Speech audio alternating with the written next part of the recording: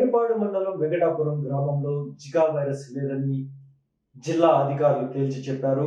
జిల్లా అధికారుల సూచనల మేరకు మర్రిపాడు ప్రాథమిక ఆరోగ్య కేంద్రం వైద్యాధికారి డాక్టర్ గోపీనాథ్ మీడియాకు వెల్లడించారు. ఈ సందర్భంగా డాక్టర్ గోపీనాథ్ మాట్లాడుతూ, వారం రోజుల క్రితం 6 ఏళ్ల బాలుడికి జికా వైరస్ లక్షణాలు ఉన్నాయన్న అనుమానంతో చెన్నైకి తరలించారు.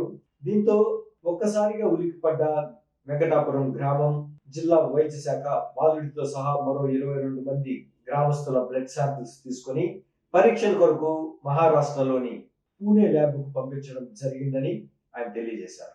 ల్యాబ్ పరీక్షల్లో మొత్తం 22 మందికి నెగిటివ్ రావడంతో ఎవరికీ జికా వైరస్ లేదని పూణే ఇన్స్టిట్యూట్ ఆఫ్ వైరాలజీ సంస్థ వెల్లడించిందని ఆయన తెలిపారు. వారం రోజులుగా మండలంలో వస్తున్న జికా వైరస్ వదంతులతో తీవ్ర భయాందోళనకు గురైన గ్రామస్తులు జికా వైరస్ లేదని అధికారులు తెలియజేయడంతో ఊపిరి పీల్చుకున్నారు.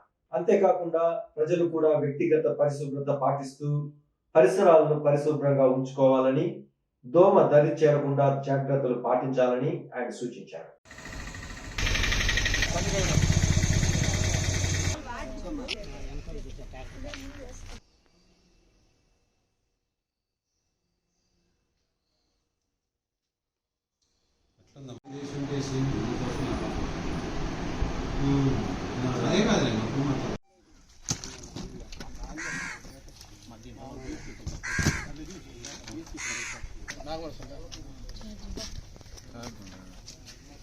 మనది అది ఉంటుంది చూడు. అవునమ్మా, నువ్వే పంపించు.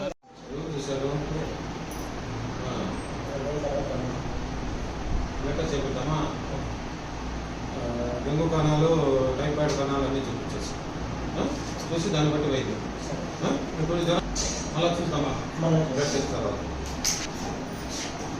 చెప్పమ్మా.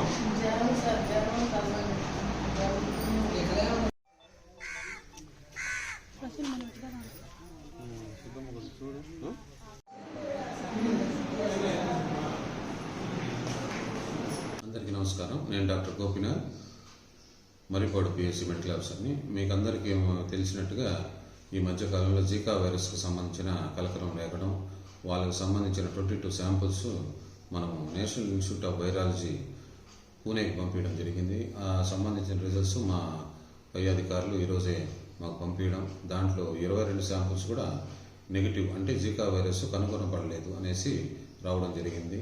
దీన్ని బట్టి మండల ప్రజలందరూ భయభ్రాంతులకు గురి కాకుండా వాళ్ళ రొటీన్ వర్క్స్ వాళ్ళు జాగ్రత్త చేసుకుంటూ, ముఖ్యంగా ఇటువంటి వైరస్లు రావడానికి కారణం ఎస్పెషల్లీ ఈ యొక్క దోమకాట్లు, ఎడిస్ ఈజిప్టి అనే దోమకాటు వల్ల ఇటువంటి వస్తున్నాయి. కాబట్టి ఈ దోమ కూడా మన చుట్టుపక్కలే ఉంటూ ఒకరి నుంచి ఒకరికి ట్రాన్స్మిట్ చేస్తుంది. కాబట్టి మనం ముఖ్యంగా తెలుసుకోవాల్సింది వైద్యం కంటే ఇటువంటి దోమలు ఎందుకు పుడుతున్నాయి, ఆ పుట్టిన దోమలు ఎలాగా ఒకరి నుంచి ఒకరు చూస్తున్నాయి అనేది మనం గమనించుకొని పరిసరాలని శుభ్రంగా ఉంచుకోవడం, ఒకవేళ నీటి గుంటలు ఏమైనా ఉంటే ఆ నీటి గుంటల్ని ఎప్పటికప్పుడు వారానికి ఒక రోజు ఖాళీ చేయడం, ఇంట్లో పాత్రలలో నీళ్లు నిల్వ ఉండకుండా చూసుకోవడం, ఇటువంటివి అన్ని జాగ్రత్తలు తీసుకుంటే ఖచ్చితంగా ఈ దోమ పుట్టే అవకాశమే చాలా తగ్గుతుంది. వీటితో పాటుగా సీజనల్ వ్యాధులు కూడా దగ్గు, జలుబులు, కొద్దిగా ఫ్లూ లైక్ సింప్టమ్స్ రెగ్యులర్గా వస్తూ ఉన్నాయి.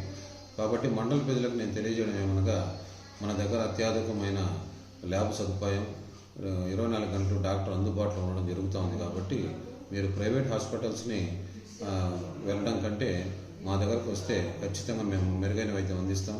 ఒకవేళ మా స్థాయిలో కాకపోయినా ఆత్మకూరు హాస్పిటల్, డిస్ట్రిక్ట్ హాస్పిటల్ పంపించి అక్కడ కూడా అత్యాధునికమైన వైద్య సదుపాయాలు కలిగిస్తూ వాళ్ళకి ట్రీట్మెంట్ చేయడం జరుగుతుందని చెప్పేసి ఈ యొక్క సందర్భంగా మండల ప్రజలకు తెలియజేస్తున్నాం.